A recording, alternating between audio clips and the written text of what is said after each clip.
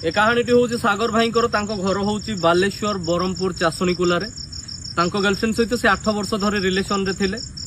दी परिवार भी राजी थिले बाहाघर पई एंड एते सियोर थिला कि बाहाघर हबो।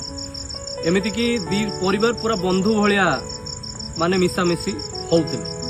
तो झीर परिवार ए भाई को किसी अमाउंट भी फाइनेंशियली हेल्प नहीं थिले एंड किसी अमाउंट भी फेरई देइचंती आउ किछि अछि।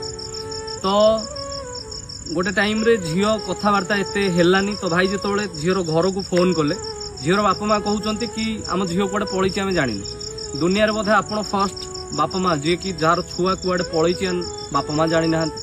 एंड किछि टाइम पर भाई भी जानिया पाइले झील कोठी अछि। तो बस मुझे कहवाई चाहिए सबू तो ठीक थिला ये डिसीजन कौन पे नेले। बेटर जदि पुओ आपण झील मिलगला ताले कहीदे था आधार किसी असुविधा नहीं। आपन तार बापा माँ आपन ताको कोडी बाहा करिवे कोन करिवे सेटा आपन ऊपर डिपेंड करे। तो जणै दै था कि नहीं आमर तुम पाखे बाहर करिवार नहीं आम पई बेटर ऑप्शन मिली आम करदेबू।